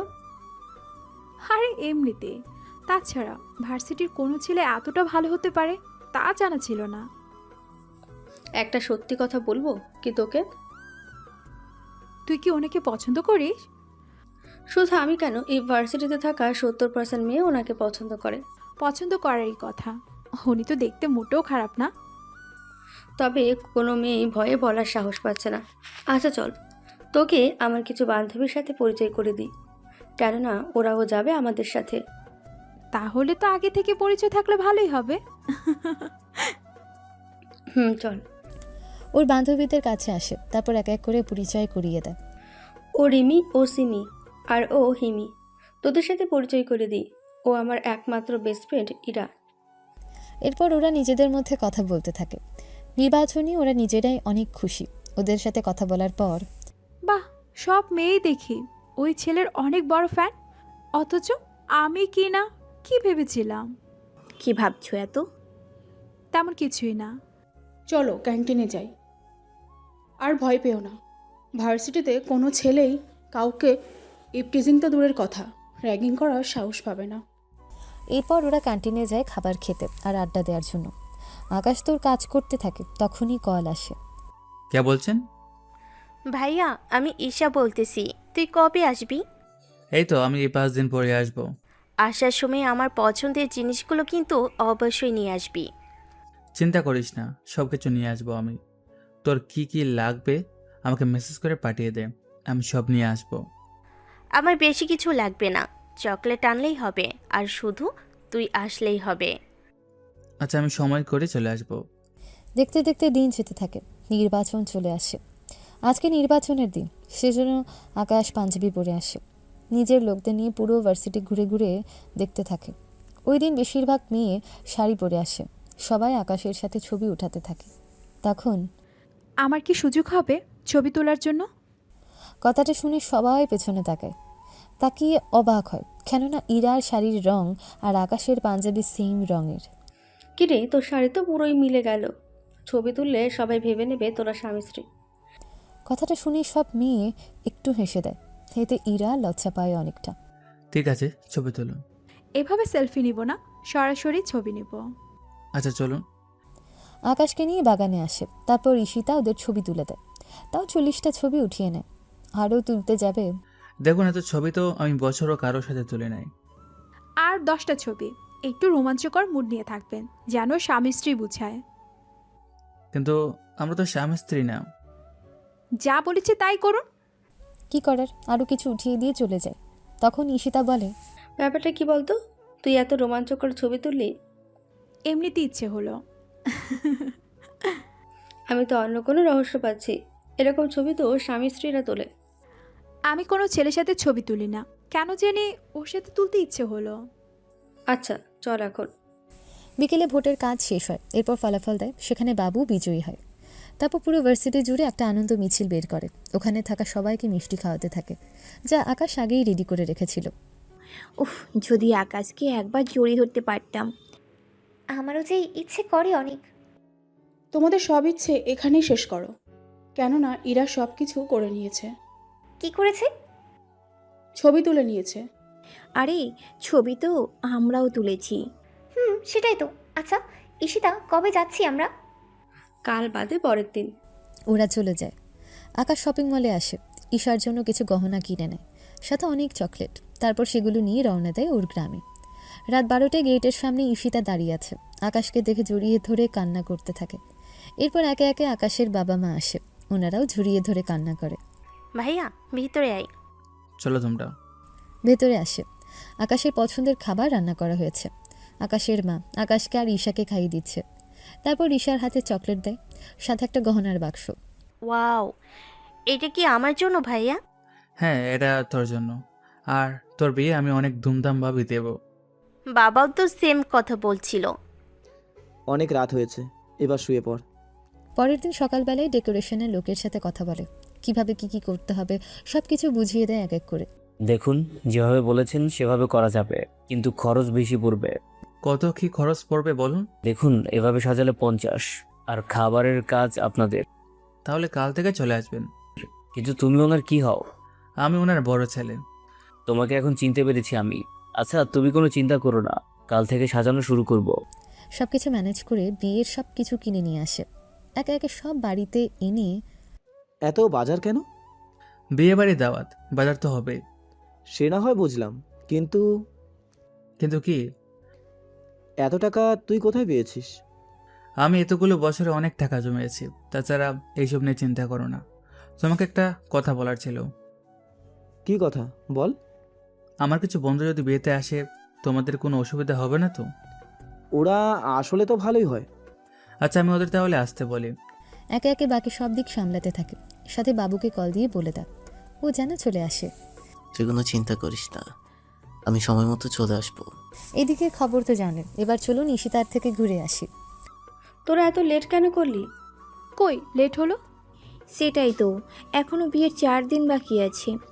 এখন চল, বাকিটা ওখানেও আলোচনা করা যাবে। ওরা 5 জন রওনা দেয়, সাথে ওদের বাড়িতে চলে আসে। তারপর ঈশিতা ওর বাবা মার সাথে ওর পরিচয় করিয়ে দেয়। কিছুক্ষণ পরে, ভাই তোর সাথে আমার কিছু কথা আছে। কি কথা বল? বলছিলাম কি ভাইয়া, তোর কি কোনো গার্লফ্রেন্ড আছে? তুই তো ভালোই পাকনা হয়ে গিয়েছিস। আসলে আমার একটা ননদ আছে, তাহলে ওর সাথে তোর সেটিং করানোর কথা ভাবছিলাম। দেখ, অতিরিক্ত পাকনামো করতে হবে না, বুঝতে পারলি? আমি তো তোর ভালোর জন্যই বলছিলাম। পরের দিন বাবু আসে, সাথে আরও 2টা ছেলেকে নিয়ে ওদের পরিচয় করিয়ে দেয়। বাবু, এখানে আমার পরিচয় যেন কেউ না জানে। না ভাই, আপনি কেন চিন্তা করবেন না। গ্রাম তো, একটু সাবধানে থাকবে। এখানে ও নেতা আছে। শহরের তুলনায় এখানে নেতার সংখ্যা বেশি। বুঝতে পারছি। গায়ে হলুদের একদিন আগে আকাশের মামি আর মামাতো বোন আসে, সাথে ওর ছোট একটা মেয়ে। যদিও আকাশ এখনও জানে না, কেননা বিয়ের বাকি কাজ করতে করতে সময় পার হয়ে যায়। গায়ে হলুদের দিন দুপুরবেলায় যখন সবাই খেতে বসে, তখন ওরা কারা? ওদের তো চিনলাম না। মামি, ও আকাশ ভাইয়া, আর এনারা 3 জন ওনার বন্ধু হয়। তুই এতগুলো বছর পরে কেন আসলি? ছোট বোনের বিয়ে বলে কথা। আমার মেয়ের জীবনটা তো নষ্ট করে দিলি। আপনার মেয়ে তো এমনিতেই নষ্ট, ওকে আর কি নষ্ট করবো বলে? তোর সাহস তো দেখি অনেক বেড়েছে। মা, কি হয়েছে? কার সাথে কথা বলছো? 10 বছর আগে যে তোর সর্বনাশ করে পালিয়ে গিয়েছিল, সেই এসেছে। কথাটা শুনে সাথেই বুঝতে বাকি রইল না কার কথা বলেছে। সেজন্য দৌড়ে আসে আকাশকে দেখার জন্য। 10 বছর পরে আবারও সেই চিরচেনা মুখটা দেখতে পাবে, তা ভাবেনি। তুই এত বছর পরে? আসতে হলো, বাবা তো একা পারবে না, সেজন্য আমিও এসেছি। ভাই, ওনারা কে আর কি নিয়ে এত কাহিনী? চুপ করে খেয়ে নে, তোদের জানতে হবে না। আকাশ যদি এই বিয়েতে থাকে, আমি আমার মেয়েকে নিয়ে চলে যাব। ভাবি, এসব কি বলছো? ও কি নিজের বোনের বিয়েতে থাকবে না? না, ও থাকবে না। আকাশ থাকবে। যদি তোমাদের কোনো অসুবিধা থাকে, তোমরা চলে যেতে পারো। এত বড় অপমান! আমি আজকেই চলে যাব। মা, যা হওয়ার হয়ে গেছে, এইসব নিয়ে এখন মন খারাপ করো না তো। তুই কি এখানে থাকবি? হ্যাঁ মা, ঈশার মনে দুঃখ দিতে চাই না। ঠিক আছে, ঈশার কথা ভেবে থেকে গেলাম। বিকেলে আকাশ বাবু আর বাকিদের নিয়ে কাজ করছিল, তখন কিছু ছেলে আসে ওখানে। বাবু, দেখতো ওরা কেন এসেছে, কি চায়? বাবু এসে ওদের সাথে কথা বলে, তারপর আকাশকে ডেকে নিয়ে আসে। ওরা বাড়ির পাশে একটা খালি জায়গায় এসে দাঁড়ায়। বলো, ঝামেলা কেন করছো? ঝামেলা কই করলাম, আমাদের চা পানি খাওয়ার টাকা দিয়ে দাও, আমরা চলে যাই। ওই, তোরা জানিস কার সামনে দাঁড়িয়ে? বাবু চুপ থাকো। আচ্ছা, তোমাদের কত করে দিতে হবে? আমরা 6 জন এসেছি তো, 6000 টাকা দিলেই হবে। তোমাকে প্রতিটা বিয়ের থেকে এই টাকাগুলো উঠাও? হ্যাঁ, এখান থেকে কিছু টাকা বড় ভাইকে দেই। ও আচ্ছা, বুঝতে পেরেছি। বাবু, ওদের টাকা দিয়ে দে। কি বলছেন ভাই? কোনো ঝামেলা চাই না, সেজন্য দিয়ে দেওয়াটাই ভালো মনে করি। তুই ঝামেলা চাস না মানে? তোর কি মনে হয় তুই আমাদের সাথে ঝামেলা করে পেরিয়ে উঠবি? দেখো বাবুরা, তোমরা এখন অনেক ছোট, সেজন্য আমার সাথে এরকম ভাবে কথা বলে নিজেদের বিপদ ডেকে এনো না। লাগবে না তোদের টাকা, কাল সকালে জামাইয়ের গাড়ি এই দিকে ঢুকবে, কি করে তা আমরা দেখে নিব। তোরা তো আসলে অনেক বেয়াদব। ওই চল তোরা, কালকে দেখব বরের গাড়ি কিভাবে ঢুকে। ওরা যেতে চাইবে, আকাশের ইশারায় ওরা দুজনেই ওদের 6 জনকে গুলি করে মেরে ফেলে। মেরে ফেলা কি ঠিক হয়েছে? ওদের কথাবার্তায় বোঝা যায় ওরা এরকম আরও অনেক কিছু করেছে। তাছাড়া কাল আমি কোনো রিস্ক নিতে চাই না। এবার এদের লুকাবো কোথায়? ওইদিকে খাল আছে, খালে বাসিয়ে দিয়ে আসি। ওদের 2 জনকে আসতে বলি, তাহলে কাজটা সহজ হয়ে যাবে। বাকি 2 জন আসে। 3 জন 3টাকে নিয়ে হাঁটা ধরে। একজন পাহারা দেয়, এভাবে 6টাকে খালি ভাসিয়ে দেয়। এখন অনেকে বলবে সামান্য এটুকুর জন্য মেরে ফেলার কি দরকার, কিন্তু যখন সত্যি সত্যি এরা টাকার জন্য জামাইয়ের গাড়ি ভাঙচুর করবে, তখন বিয়ে ভেঙে যাওয়ার সম্ভাবনা বেশি থাকে। এখন কি করব? কিছু কি হয়েছে তা কাউকে বলার দরকার নেই। ঠিক আছে ভাই। রাতে এদিকের কাজ শেষ। সকালবেলায় কয়েকজন লোক আসে বিয়ে বাড়িতে। আপনাদের তো চিনলাম না। আচ্ছা, রাতে তোদের বাড়িতে কেউ কি এসেছিল? তার মানে ওই ছেলেগুলো এরই লোক ছিল? চুপ করে আছিস কেন? কেউ তো আসেনি। কি বলিস? ওদের আমি পাঠিয়েছি, ওরা তাও আসেনি? রাত থেকে ওদের মোবাইল বন্ধ। কোনো কিছু কি বলবেন? কিছু টাকা দে পোলাপানের খরচের জন্য। 2000 দিলে হবে তো? হয়ে যাবে। টাকা দেওয়ার একটু পরে আকাশের বাবা আসে। তারপর ওনাকে কিছু একটা বুঝিয়ে দেয়। ঈশাও আসে। তুই কেন আসতে গেলি?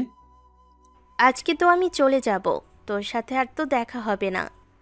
আরে কান্না করে না বোন আমার, আমি যখনই গ্রামে আসবো তোর সাথে অবশ্যই দেখা করব।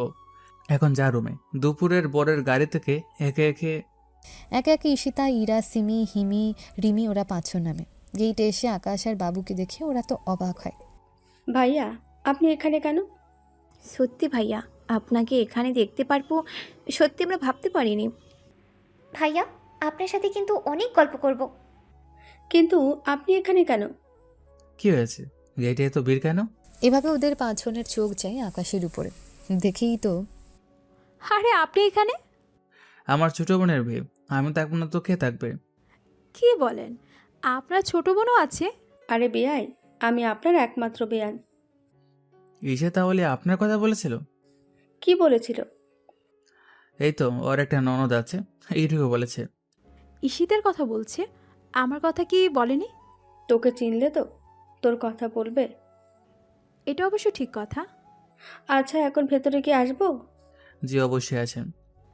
অনেক সুন্দর করে সাজিয়েছেন তো। বেয়াই যেমন, ওনার কাজও তেমন। সত্যি ভাইয়া, এখানে আপনাকে দেখবো ভাবতে পারিনি। আমরা তো ভাবতেছি এখানে আজকে থেকেই যাব। ওই ওনার সাথে একদম লাইন মারার চেষ্টা করবি না। যদি কেউ লাইন মারে সেটা ইরা। শুধু ইরার জন্য কেন? সেটা পরে জানতে পারবেন। আপাতত এখন ভিতরে চলেন। ভেতরে এসে যে যার মতো করে আকাশের সাথে কথা বলতে থাকে। ইরা তো এখানেও আকাশের সাথে অনেক ছবি উঠিয়ে নেয়। বিয়েবাড়িতে অনেকে মনে করেছে আকাশ আর ইরা স্বামী স্ত্রী। অনেকে তো এটা নিয়ে বলাবলি করতে থাকে। বিয়ে পড়ানো শেষ, এবার খাওয়া দাওয়ার পালা। ওরা 5 জন একই টেবিলে বসে। আর ওদের আবদার হলো আকাশ যেন ওদের যা যা লাগে তা যেন এনে দেয়। ভাইয়া, বিয়ে বাড়ি বলে কথা, আপনাকে এত খাটাচ্ছি, প্লিজ ভার্সিটিতে এসে এটার প্রতিশোধ নিয়ে বসবেন না। আরে তো ভয় পাও কেন? আমি এখন শুধুমাত্র একজন সাধারণ লোক। এখানে তোমরা ফান করবে স্বাভাবিক। আজকে যখন সুযোগ পেয়েছি তখন সেটা হাতছাড়া করা যাবে না। তাহলে সবার হাত ধুয়ে দিন। কি করার, হাত ধুয়ে দেয়। তারপর ওরা 4 জন খাওয়া শুরু করে, কিন্তু ইরা এখনো খাচ্ছে না।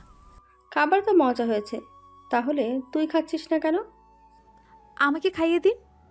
তুই কি পাগল? এতগুলো মানুষের সামনে তোকে খাইয়ে দিবে? এমনিতে 80% লোকই ভেবে নিয়েছে আমরা স্বামী স্ত্রী, তাহলে সমস্যা কোথায়? তাই বলে ওনার হাতেই খাবি? কি হলো, খাইয়ে দিন। যতক্ষণ পর্যন্ত নিজ হাতে না খাইয়ে দিবেন আমি কিন্তু খাবো না। ঠিক আছে, খাওয়াবো, তবে শুধু একবার। ওতেই হয়ে যাবে। খাইয়ে দেয় ইরাকে। এবার বাকিরাও বায়না ধরলো, ওদেরও খাইয়ে দিতে হবে। তখন ওদের কাউকে খাওয়াতে হবে না, নাই এখানে দাঁড়াতে হবে। আরে বিয়াই, আপনি তাহলে এখন যান। আপনি যদি আমাদের খাইয়ে দেন তাহলে ইরা হয়তো আমাদের খেয়ে নেবে। আচ্ছা, কোনো কিছু লাগলে জানাবেন। ঠিক আছে, জানাবো। ওখান থেকে বের হয়ে আসে। এরপর ওরা 5 বান্ধবী মিলে খেতে থাকে। তখন ইরা, একটা সত্যি কথা বলতো। কি সত্যি বল? তুই কি বিয়াইকে ভালোবেসে ফেলেছিস?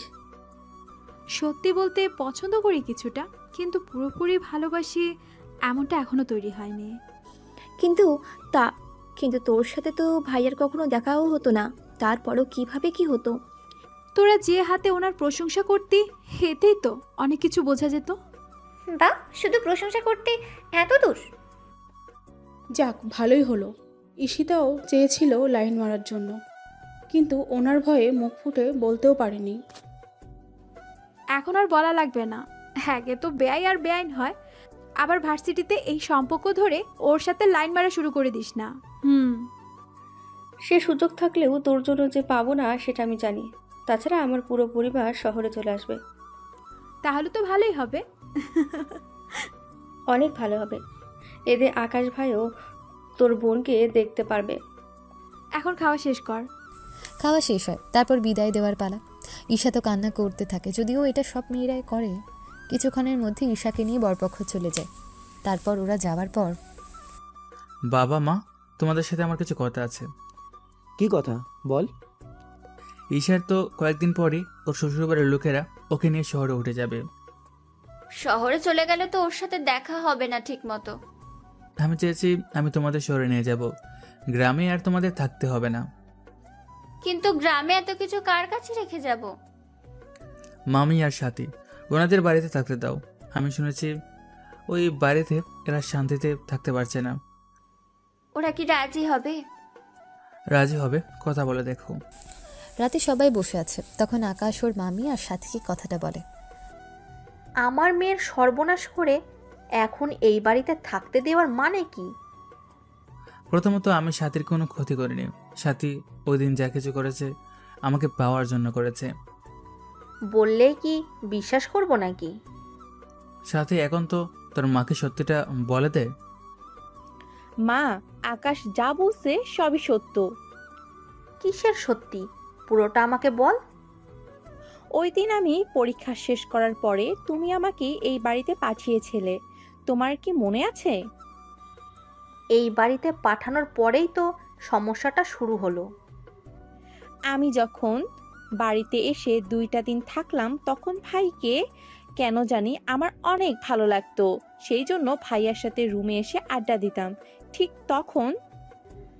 তখন কি হয়েছে? চুপ করে আছিস কেন? 10 বছর আগে। কি করছো ভাইয়া? এই তো মুভি দেখতেছি। আমিও দেখব। তুই এখনো ছোট? আমার 15 বছর বয়স, আমি ছোট হলাম কি করে? তুই কি নিজেকে বড় মনে করেছিস? তা নয় তো কি, তুমি জানো আমার বান্ধবী সুমাইয়ার বিয়ে হয়েছে, ওর পেটে এখনো 3 মাসের সন্তানও আছে। তো এখন আমি কি করব? আমি চাই বিয়ে করতে। তাহলে মামা মামিকে বলি তোকে পড়াশোনা না করিয়ে বিয়ের জন্য দিয়ে দে। এত তাড়াতাড়ি বিয়ে করতে চাই না আমি। একটু আগেই তো বললি তুই। তুমি তো বললে আমি এখনো ছোট, তাছাড়া তুমি আর একটু বড় হও তারপর বিয়ে করব। আমার বড় হওয়ার সাথে তোর বিয়ে করার সম্পর্ক কিভাবে হয়? এত অল্প বয়সে দুজনে বিয়ে করলে কেউ মেনে নিবে না তো। দুজনের বিয়ে মানে? আমার সাথে তোমার বিয়ে? তুই কি পাগল হয়ে গেছিস নাকি? কি উল্টাপাল্টা বলছিস? পাগল হতে যাব কেন বলো? পাগল না হলে এরকম উল্টাপাল্টা চিন্তা তোর মাথায় আসে কি করে? দেখো ভাইয়া, আমি এত কিছু জানি না। আমি যদি বিয়ে করি তোকেই বিয়ে করব, নয়তো অন্য কাউকে বিয়ে করব না। এই কোন পাগলের পাল্লায় পড়লাম আমি? এখন বল আমাকে বিয়ে করবি কি না? আগে তুই বড় হ। কতটা বড়? যতটা বড় হলে তোর আক্কেল বুদ্ধি হয়। সেটা করতে হলে কি করতে হবে? তুই এখন যা তো। সাথী তো রুম থেকে বের হয়ে যায়, কিন্তু ওর মনে এখন উল্টোপাল্টা চিন্তা ধরে আছে। কি করবে ভেবে পাচ্ছে না, সেজন্য রাত 11টায় আবার আসি রুমে। আমি তোকে বিয়ে করব। এই জ্বালাস না তো। আমি সত্যি বলছি। এটা থাপ্পড় দেব, বিয়ের বোঝ যেন মাথা থেকে নেমে যায়। আমি কিন্তু চেঁচাবো। তুই চেঁচালে আমার কি? আমি তাহলে চেঁচালাম। সাথী চেঁচাতে থাকে, আকাশও বসে টিভি দেখতে থাকে। এইদিকে আকাশের বাবা মা আকাশের রুমে আসে, এসে দরজায় কড়া নাড়ে। আকাশ দরজা খোলো। সাথী এভাবে চেঁচাচ্ছে কেন? সেটাও ওকে জিজ্ঞেস করে নিও। দরজা খুলে দেয়। সাথী তোর ফুফু আর ফুফাকে ধরে কান্না করতে থাকে। কি হয়েছে? ও এভাবে কান্না করছে কেন? ওই তুই চুপ করে আছিস কেন? ওর মাথায় বিয়ে করার বুঝ চেপেছে। কি বলিস? ও আবার কাকে বিয়ে করতে চায়? কাকে আবার? বাকি কথা বলার সুযোগ দিল না। তখনই সাথী বলে ওঠে, ফুপু, ভাইয়া আমাকে একা পেয়ে আমাকে কিস করতে চেয়েছিল, আমার বুকেও হাত দিতে চেয়েছিল। আকাশ, কি শুনছি আমি এগুলো? বিশ্বাস করো, ওসব মিথ্যা বলছে। ফুপু সাথে এটাও বলেছে আমি যদি ওকে এইসব করতে দেই তাহলে ও আমাকে বিয়ে করবে। ও মা, কি মিথ্যাবাদী মেয়ে রে বাবা। মা, তোমার বাবার বাড়ির লোকজন তো দেখি ডাহা মিথ্যা কথা বলে। একদম চুপ, তুই কোনো কথাই বলবি না। তোমার ভাই আর ভাবিকে কাল আসতে বলো, ওদের দুজনের বিয়ে দেব। মা বিশ্বাস করো, আমি এসব কিছু করিনি। তোর কোনো কথা শুনতে চাই না, সাথী আমার সাথে চল। সাথে যাওয়ার সময় একটা ভেংচি কেটে চলে যায়। সকালবেলায় বলছি না ভাইয়া তোকে আমি বিয়ে করব, একটু পরে বাবা মা আসবে আর আমাদের বিয়ে দিবে। ওহ কি মজা। তোকে তো আমি কখনোই বিশ্বাস বাবা মা আসলেই বুঝতে পারবি। কিছুক্ষণ পরে সাথীর বাবা মা আসে, কিন্তু আকাশকে কোথাও খুঁজে পাওয়া যাচ্ছে না। অনেক খোঁজাখুঁজির পরেও ওকে পাওয়া যাচ্ছে না। তখন ঈশা একটা কাগজ এনে ওর মায়ের হাতে দেয়। কিসের কাগজ এটা? আগে পড়ে দেখো। চিঠিতে লেখা ছিল আকাশ যে সাথীকে বিয়ে করবে না, সেজন্য আকাশ বাড়ি ছেড়ে চলে যাচ্ছে। এই কথাটা শুনে তোমার ছেলে পুরো বদনাম করে চলে গেল। ভাবি, ওরা ছোট মানুষ, বুঝতে পারেনি, যা হয়েছে ভুলে যান। আকাশ এই বাড়িতে না ফিরুক, কিন্তু আমি ওকে কোনো দিন ক্ষমা করব না। এই বলে সাথীর বাবা মা ওকে নিয়ে চলে যায়। আকাশের বাবা মাও আকাশের কোনো খোঁজ নেয়নি, কেননা যতবার কল দিয়েছে ততবারই নাম্বার বন্ধ দেখাচ্ছে। সেজন্য ঈশাকে ওনারা এখন মানুষ করতে থাকে। এখানে 10 বছর আগের কাহিনী। চলো বর্তমানে ফিরে আসি। বর্তমান। তোকে তো আমি কখনোই বিয়ে করব না। এখন বুঝতে পারলেন তো কি হয়েছিল তখন? তার মানে তখন সাথী ইচ্ছে করে? কিন্তু তুই আমাদের কেন সত্যিটা বললি না? তোমরা তো উঠে পড়ে লেগেছিলে ওর সাথে আমার বিয়ে দেওয়ার জন্য। তোমাদের বলে কোনো লাভ হতো না, সেজন্য আর বলিনি। আমাকে ক্ষমা করে দে, সত্যি আমরা বুঝতে পারিনি। তখন তোর বয়স কম ছিল, সেজন্য এরকম ভুল তোর দ্বারা হবে, এটা স্বাভাবিক ব্যাপার। সাথী, তুই আমাকে পরে তো সত্যি কথাটা বলতে পারতি। আমি তো ভয়ে আর বলতে পারিনি। সত্যি আমি অনেক লজ্জিত। আচ্ছা যাই হোক, এতগুলো বছরের অবসান ঘটল। আমি 3 দিন থেকে তারপর ঢাকা যাব, বাড়িটা ঠিক করে তারপর তোমাদের নিয়ে যাব। কিন্তু ঈশা কবে ফিরবে ঢাকায়? সমস্যা নেই, ঈশার ননদ আমার ভার্সিটিতে পড়ে, ওর সাথে কথা বলে জানতে পারবো। ঠিক আছে। পরের দিন ঈশিতাদের বাসায় যায়। ওখানে সবাই যে যার মতো খেতে থাকে। আকাশও সবার সাথে খেতে যাবে, তখন ইরা এসে বাধা দেয়। আমি কি না খেয়ে থাকবো নাকি? আমি কি বলেছি না খেয়ে থাকতে হবে? এখানে চুপ করে বসো, আমি খাবার নিয়ে আসতেছি। একা একা খেতে কেমন লাগবে? আমিও তো একসাথে খাবো, সাথে আমার বান্ধবীরাও। কি করার, ওরা 5 জন আর আকাশ একাই। একটা রুমের মধ্যে ওরা খেতে বসে। ইরা আকাশকে খাইয়ে দিতে থাকে, কিন্তু বাকিরা থাকায় অনেক লজ্জা পাচ্ছে। সেজন্য আয় তোরা 4 জন রুমের বাইরে গিয়ে খা। আমরা কেন রুমের বাইরে যাব? তোদের সামনে ওকে খাওয়াচ্ছি বলে ও লজ্জা পাচ্ছে, সেজন্য তোরা বাইরে যা। এখনই আমরা পর হয়ে গেলাম, সামনে না জানি আর কি কি অপেক্ষা করছে আমাদের জন্য, কি জানি। চল তোরা, ওদের একটু একা সুযোগ করে দিই। আমার বেয়াই, কই একটু আমি খাইয়ে দেব, সেই সুযোগটাও আমার হলো না। এই তোরা কি যাবে এখান থেকে? ওরা চলে যায়। ইরা খাইয়ে দিতে থাকে। খাওয়ানো শেষ হলে, পেট ভরেছে নাকি আরো খাবার আনবো? আমাকে এভাবে খাইয়ে দেওয়ার কারণ কি শুনি? নিজেই বুঝে নাও। এরই মধ্যে ঈশা চলে আসে ওই রুমে। এসেই ওদের দেখে। ভাইয়া কি করছিস? কই কি করলাম? আমি তোকে বাহিরে খুঁজতেছি আর তুই এখানে? এনিকে? আরে আমাকে ভুলে গেলে? রাতে এত গল্প করলাম তোমার সাথে, সব কিছু ভুলে গেলে? সরি আপু, ভাইয়া চল, বাবা মা তোকে ডাকছে। আচ্ছা চলি আমি। এরপর ঈশিতার বাবা মার সাথে কথা বলে জানতে পারে ওনারা 5 দিন পরেই ঢাকায় উঠে যাবে। ওইদিকের পরিস্থিতি শেষ করে আকাশও চলে আসে ওর বাড়িতে। 2 দিন ওখানে থাকার পর রওনা দেয়। তবে আকাশের সাথে ওই 5 জনও ছিল। ওরা ট্রেনে করেই ফিরছিল তখন। বেয়াই, আমাদের তো তাহলে দেখা হবে না ঠিক মতো। ভার্সিটি ছাড়া দেখা কম হবে। শুনেছি আপনার বাবা মাকেও শহরে নিয়ে আসবেন। এখন তো এসেও থাকবে না গ্রামে, সেজন্য আমিও ওনাদের নিয়ে আসবো। একা একা ওনাদের দেখাশোনা কে করবে বলুন?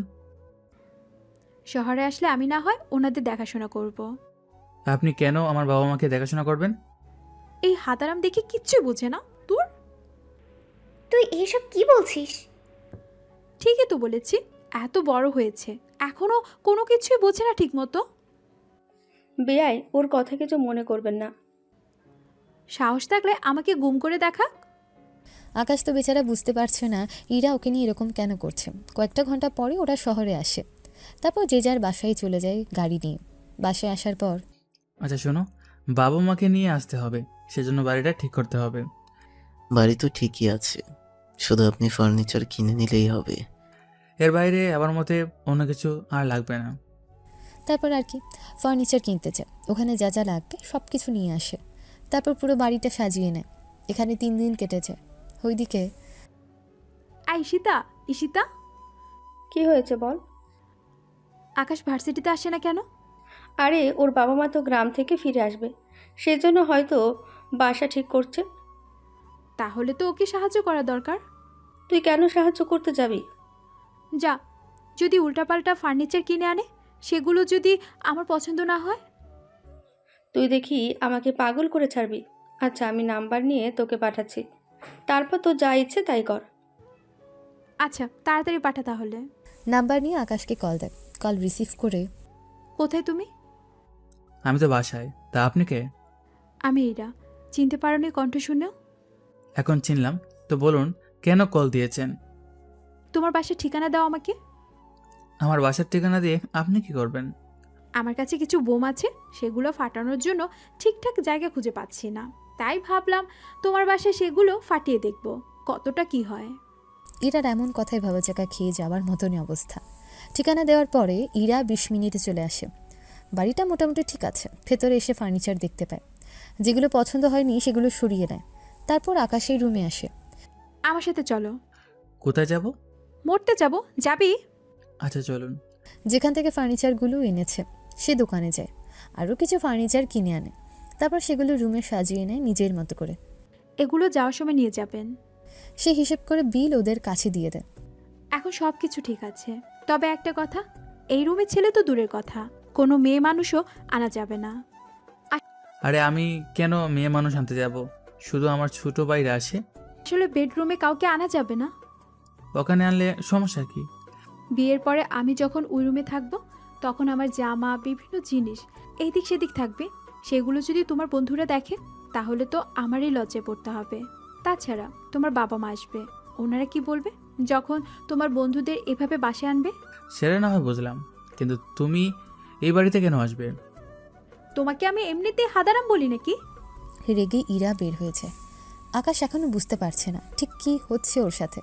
2 দিন পরে আকাশের বাবা মা আসে ওর বাসায়। বাহ, বাড়িটা তো অনেক সুন্দর আছে। সব দেখে নতুন ফার্নিচার। তোমরা আসবে সেজন্য নতুন করে সব কিনেছি, তোমরা ওই রুমে থাকবে। বাবা মা রেস্ট নিয়ে নেয়। তারপর সন্ধ্যার পরে আকাশের মা রান্না করতে থাকে। পরের দিন, ভাই এবার কিন্তু আশিকের একটা ব্যবস্থা করতেই হবে। সত্যি আশিক অনেক ঝামেলা করেছে ভোটের সময়, সেজন্য ওকে একটা শিক্ষা দিতে হবে। একটা কাজ কর, ওকে কোথাও পেলে উঠিয়ে নেবে, তবে সাবধান কেউ যেন না দেখে। ও তো একা থাকে না। তাহলে তো বাড়ি থেকে তুলে আনবে, কেননা ওর সাথে কেউ যদি দেখে তাহলে পুরো ভার্সিটি একটা বদনাম হয়ে যাবে। বুঝতে পেরেছি আমি, আপনি কোনো টেনশন করবেন না, আমি আজকেই ওকে উঠিয়ে নিব। রাতের বেলায় আশিককে উঠিয়ে নেয়। তারপর ওদের আস্তানায় নিয়ে আসে। তোদের সাহস হয় কি করে আমাকে ওঠানোর? ভেবেছিলাম তোকে আমি উঠিয়ে আনবো। কিন্তু সেই সুযোগ তো তোকে দেওয়া হয়নি, তাই তো? কথাটা বলতে বলতে আকাশ ভেতরে আসে। আশিক তো ভয়ে শেষ। তোরা ওকে এখনো বাঁচিয়ে রেখেছিস কেন? আচ্ছা আপনি তাহলে ওকে নিজ সাথে মেরে ফেলুন। আসিফের মাথায় বন্দুক ধরে ভয় তো পায়, সাথে আজকে আমি ঠিকই মারবো, এরপর আমার ভাই ঠিকই আসবে আর আমার মৃত্যুর প্রতিশোধ নেবে। কে তোর ভাই? সেটা আমি বলবো না, ও নিজ হাতে তোদের মারবে। বাকিটা শোনার ইচ্ছে হলো না, সেজন্য আশিককে মেরে ফেলে। ওর লাশ যেন কেউ খুঁজে না পায়। তাহলে কি পুড়িয়ে ফেলবো? পুরানোর দরকার নেই, সমুদ্রের পাশে 2 পাথর বেঁধে, যেন উপরে উঠে না আসে। সমুদ্রের ভেতরে এনে আশিককে ফেলে দেয়। এভাবে 2 দিন যাওয়ার পর আশিকের মৃত্যুর খবরটা সবার কাছে জানাজানি হয়ে যায়। ভাই, আপনার ভাইকে কারা যেন মেরে ফেলেছে। যেই ওকে মেরেছে আমি জানি। এবার আমি ওর কি অবস্থা করব যা ও নিজেও বুঝতে পারবে না। কিভাবে কি করবেন? ওদের সাথে আমি এমনভাবে মিশে যাব, তারপরে ওদের বুকে আমি ছুরি চালাবো। তাহলে কি আপনি আজকেই রওনা দিবেন? হ্যাঁ, আমার যাওয়ার ব্যবস্থা করো। এরা তো ব্যবস্থা করতে থাকে। ওইদিকে ভার্সিটিতেও এই নিয়ে বলাবলি করতে থাকে, আশিকের কি হয়েছে, ওকে কেন দেখতে পারছে না, এই নিয়ে প্রশ্ন করে সবাই, যারা ওর লোক ছিল। দেখুন, আশিক কোথায় সেটা আমরা জানি না। তাছাড়া ভাই একটা বিয়েতে গিয়েছিল, সেখানে আমরাও গিয়েছিলাম। 3 দিন হলো আমরা এসেছি। সেজন্য আশিকের সাথে কে কি করলো তা আমরা জানি না। কিন্তু বেশিরভাগ ছেলেই তো বলতেছে কাজটা আপনারা করেছেন ক্ষমতার লোভে। দেখুন, এই ভার্সিটিতে 70% ছেলেমেয়ে আমাদের পক্ষে, বাকি 30% 3 গ্রুপ মিলিয়ে চালায়। তাহলে আমার তো কোনো দরকার নেই 30%-এর জন্য ঝামেলা করার। তাহলে কি আপনি বলতে চাইছেন বাকি যে 3 গ্রুপ ছিল তাদের মধ্যে বাকি 2 গ্রুপের কেউ একজন মেরেছে?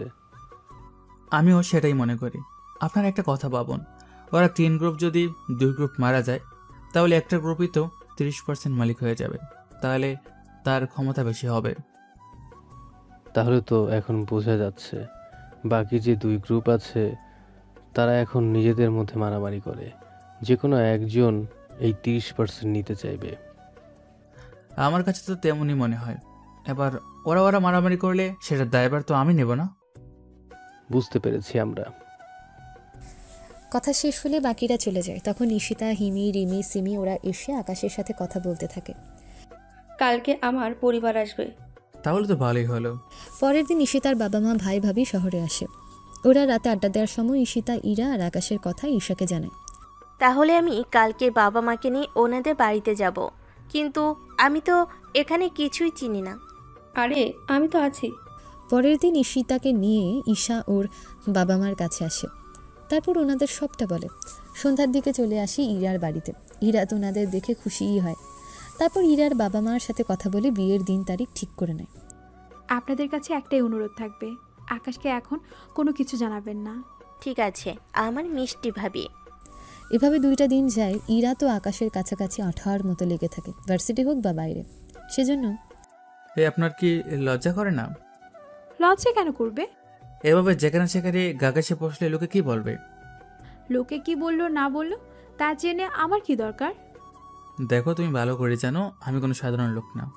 তোমাকে আমার সাথে এরকমভাবে দেখলে বেশিরভাগ লোকে খারাপ মন্তব্য করবে। এতে তোমারও বদনাম, সাথে আমারও। তাহলে একটা কাজ করে নাও। কি কাজ? এক্ষুনি আমাকে বিয়ে করে নাও। তোমার কি মাথা খারাপ? আমাকে তুমি কোন খুশিতে বিয়ে করবে? তাছাড়া তোমার পরিবার কি আজও মেনে নেবে? সেসব তুমি আমার উপর ছেড়ে দাও। তুমি যদি বিয়ে করতে রাজি না হও, তাহলে আমি এখন সবার সামনে তোমার কোলে এসে বসে যাব। আচ্ছা ঠিক আছে, কিন্তু এই কাজই পাবো কোথায়? আমি নিয়ে আসতে বলতেছি। তারপর আর কি, পুরো ভার্সিটির সবাইকে সাক্ষী রেখে ইরা আকাশের বিয়ে হয়। বিয়েতে সবার জন্য মিষ্টি নিয়ে আসা হয়, কারণ এই অল্প সময়ে বিরিয়ানি তো আনা সম্ভব না। বিয়ে হওয়ার সময় আসিফও ছিল। যাক, তাহলে ওর একটা দুর্বলতা পেলাম। এবার এটাকে পুঁজি করে যা করার করতে হবে। বিয়ে শেষে ইরাকে নিয়ে বাসায় আসে, তবে আকাশ মুখ দিয়ে কিছু বলছে না, সেজন্য ইরাই ওনাদের সবটা বলে। আচ্ছা, তোমার বাবা মাকে খবর দাও। ইরার বাবা মা চলে আসে, সাথে ঈশা আর ঈশিতাও আসে। সবাই মিলে যেখানে অভিমান করবে তা না করে তারা সবাই হাসতে থাকে একসাথে। ভাবি, এটা ছিল তোমার সারপ্রাইজ। আমরা তো ভেবেছিলাম অল্প কিছু হবে, কিন্তু তুমি যে ভাইয়াকে জোর করে বিয়ে করবে, তাও ভার্সিটিতে, এটা কিন্তু জানা ছিল না। বলেছিলাম না বড় একটা সারপ্রাইজ দেব, এইটাই সেই সারপ্রাইজ। আচ্ছা, ওদের রুমটা তাহলে সাজানোর ব্যবস্থা করি। বুঝলাম না, তোমরা দেখি সবই রাজি। তোর আর ইরার বিয়ে আমরা 3 দিন আগে ঠিক করে রেখেছিলাম। আরও 10 দিন পরে তোদের বিয়ে দেওয়ার কথা ছিল। যেহেতু তোরা বিয়েই করে নিলি, তখন কালকেই অনুষ্ঠান করে ফেলি। তার মানে সবকিছু প্ল্যান করেছিল আগে থেকে? আমি এই বিয়ে মানি না। কি বলিস ভাইয়া? ঈশা, তোমার ভাই আর আমি ব্যাপারটা রাতে বুঝে নেব, তখন দেখি ও না মেনে যাবে কোথায়। এটা অবশ্য ঠিক বলেছো ভাবি। কি করার, রাতে ওরা দুজনে বসে আছে বাসর ঘরে। আকাশ তো ঘুমটা মুখ করে বসে আছে। মুখ ওরকম করে বসে আছো কেন? এত বড় ধোঁকা আমার বন্ধুরা বা লোকেরাও দেয়নি যতটা ধোঁকা তুমি দিলে। আমার ইচ্ছে ছিল তোমাকে জোর করে বিয়ে করা, সেটাই করেছি। এখন যদি ঠিকভাবে বাসন না করিস তাহলে আমি বাইরে বলবো তুই আমার সাথে খারাপ করার চেষ্টা করেছিস। আমরা স্বামী স্ত্রী, খারাপ করতেই পারি, বললো তুমি সবার সামনে লজ্জা পাবে। এই রে, নিজেই তো ফেসে গেলাম নিজের কথায়। এরপর যা হলো তা না জানলেও চলবে। পরের দিন অনুষ্ঠান করা হয়। সেখানে অনেক লোকই আসে। আবির, অন্তর, বাবু ওরা 3 জন আসে। সত্যি ভাই, আপনার বিয়েতে থাকতে পারবো আমি তো ভাবিনি। চিকিৎসার কোনো কমতি তো হয়নি? কমতি হয়নি বলেই তো এত তাড়াতাড়ি সুস্থ হতে পেরেছি। তা বলেছিস।